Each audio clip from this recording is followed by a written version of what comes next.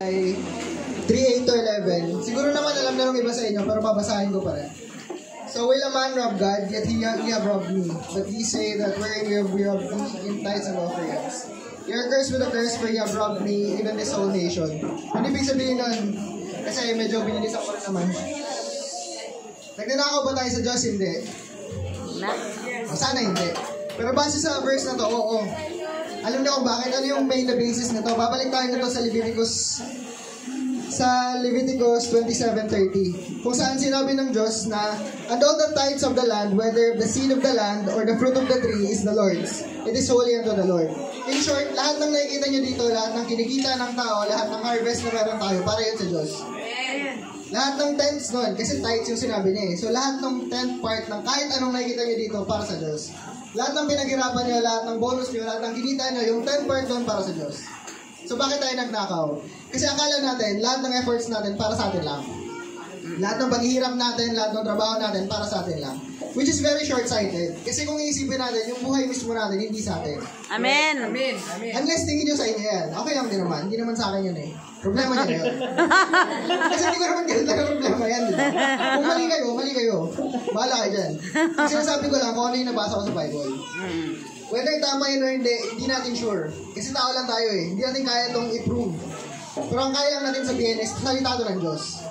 Kaya lang natin siyang paniwalaan, kaya lang natin sabihin na ginawa to ng Diyos, sinabi niya to, kanya to. Amen. Kung naniniwala kayo nagkakamali yung Diyos, problema niyo na rin yun ulit. Basta ako naniniwala ko na hindi siya nagkakamali. Amen. So base sa Leviticus, lahat ng kinikita natin, lahat ng harvest natin, oras natin, buhay natin, lahat ng 10 part nun para sa Diyos. Yes. So lahat ng Sundays, lahat ng days na pinagdadamutan natin siya nung part na dapat sa Kanya, nagnanakaw tayo. Amen. Kasi pag hindi nga tayo nagbayad ng tax, pwede tayong kasuhan, di ba? Yes. Kasi yung part ng kinikita natin para sa bansa natin. So kung kaya natin yung intindihin, ba't di nyo kaya intindihin yung tithes? Hindi ko na yun alam. Again, problema nyo na yun. Ang daming problema. Proceed tayo sa main verse. Bring ye all the tithes into the storehouse, that there may be meat in mine house. And prove me now in your will, saith the Lord, if I will not open you the windows of heaven and pour you out blessings, and that there shall not be room enough to receive it. Similar lang din sa tax. Ba't tayo nagbibigay ng tax? Kasi nakakuha tayo ng benefit sa bansa natin. Pwede tayong tumawag ng pulis, pwede tayong patulong sa mga bumbero, pwede tayong makapag-aral ng mabuti sa public schools. Kasi nagka-tax tayo.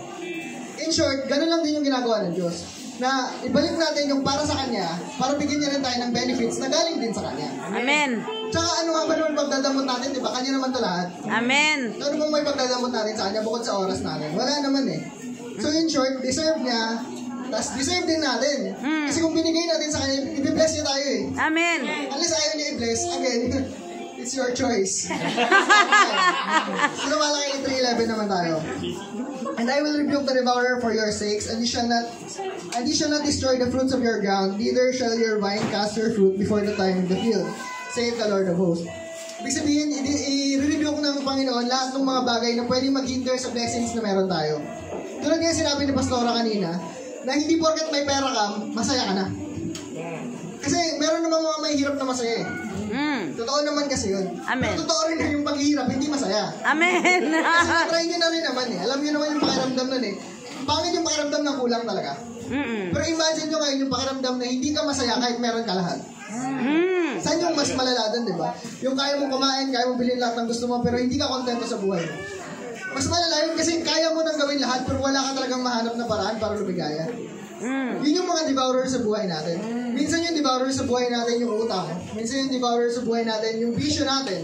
Kasi kinukuha niya yung oras natin, pati yung pera natin. Minsan yung devourer sa buhay natin, tayo mismo. Kasi andyan na lahat, pero hindi ka pa rin naging masaya. Yung utang mo mismo yung nagpapahirap sa'yo. So in short, kaya natin i-bless yung sarili natin in a way.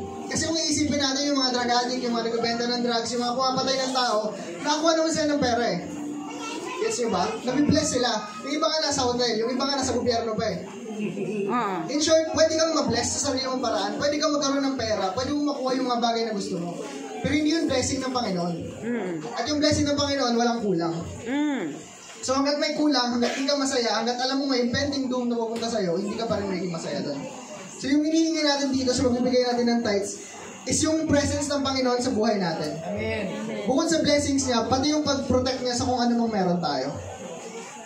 Tsaka yung isa pa, kasi isa rin tong parang magandang pang-debate, kasi yung Old Testament kasi, hanggang doon lang yung tithes. Pag binasa mo yung New Testament, wala talaga nagsasabi doon ng tithes. Hindi naman siya nakalimutan ng Panginoon, kasi nga diba, alam naman natin na yung salita ng Panginoon, hindi nagbabago. Hindi naman porket sinabi sa Old Testament na bawal pumatay, sa New Testament wala na, pwede tayong patayan. Hindi naman, di ba? Hindi porket hindi siya inulit, hindi na siya totoo. Kasi yung sa second part naman ng Bible, ang tinutukoy naman nila doon is giving na. Tulad nung nabanggit ni Pastora kanina. Makikita yun kasi yung binanggit ni Pastora kanina is yung 2 Corinthians 9:6. But this I say, he which soweth sparingly shall reap also sparingly, and he which soweth bountifully shall reap also bountifully. So depende kung ano yung binibigay natin, yun lang din yung makukuha natin. Same lang din sa pagtatanim. Kung yung tinanim mo, isang grain lang ng palay, ilan yung i-expect mo, di ba? Malamang isa lang din. So, ganun lang din yung makikita natin sa Panginoon. Ganun lang din siya kasimple. Hindi naman ganun kahirap yung Bible kung tutuusin eh. Simple lang yung mga binibigay niya na concept sa atin. Kung ilan lang yung kaya mong ibigay, yun lang din yung kayang ibigay ng Panginoon sa'yo. Kasi hanggang doon lang yung kaya ng paniniwala mo sa Kanya. Amen. Sinabi rin yun ng Diyos na kung hanggang saan lang yung faith mo, hanggang doon lang din yung kaya niya ibigay sa'yo. Kasi kung bigyan ka niya ng sobra sa faith mo, hindi na sa Kanya ka titingin eh. Magkakamali ka na eh. Isipin mo na pinaghirapan ko to, ako to, deserve ko to lahat. Magiging mali na yung tingin mo sa buhay eh. Tapos yung kasunod nun, every man according as he purposed in his heart, so let him give, not grudgingly or of necessity, for God loveth a cheerful giver. Amen. So base naman dun sa New Testament na, ang pagbibigay natin dapat, base na sa puso natin. Kung paano tayo pinag-grow ng Panginoon, kung paano natin na-appreciate yung ginawa niya para sa atin, kung paano tayo nagpapasalamat sa Kanya, dun yung ibigay natin. Kung hanggang saan yung kaya ng puso natin. Kung kaya ng puso mo, konti lang ibigay mo. Hindi ko naman puso yan eh. Puso mo naman yan, di ba?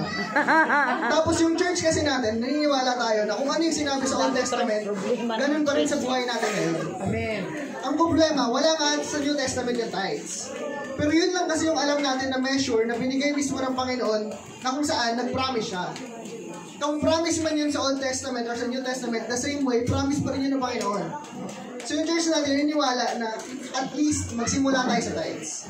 Kung hindi mo ba kaya magbigay ng sobra, magsimula ka sa tithes. Magsimula ka sa tithes. Kasi yun lang yung kaya ng puso mo, yun lang yung kaya mo. Sumunod ka lang muna. Tapos as you grow in Christ, as you grow to love God, as you grow to understand Him better, doon ka magdagdag. Amen. As your heart desires. Tapos give cheerfully. Kasi huwag natin siyang bigyan kasi nagtatampo tayo na, ayan, gusto mo eh. Kasi kung bigyan ka ng Panginoon ng ganyan, matutuwa ka ba? Ayan, sige, yung trabaho ka, gusto mo yan eh. Diba, hindi naman kasi nakakatuwa eh. Yung giving kasi, may part din siya nung gratitude na part. Hindi lang siya yung simple na binagbigay ako kasi kailangan ko magbigay. Wala nga gusto magtrabaho kasi gusto lang nila magtrabaho eh. Mas masarap magtrabaho dahil masaya ka nagtatrabaho, di ba? So yun din yung gusto ng Panginoon. Mas masaya siya pag nagbibigay kayo kasi masaya kayo nagbibigay. Amen. Hindi lang siya natutuwa na nagbigay kasi pwede niyong ibigay. Ibigay niyo sa kanya yung kaya niyo ibigay, yung kaya ng puso niyo, sundin niyo rin yung salita niya, tapos doon siya mas matutuwa sa inyo. So yun na sinabi niya, bubuksan niya yung durungawan ng langit. So hindi tayo lugi. So kung practical kayo, mag-invest kayo sa Diyos. Kung hindi kayo practical, pasalamat kayo sa Kanya. Kung wala kayo doon, ba't yan dito? Ayan. Debate. So yun lang. Amen. Amen.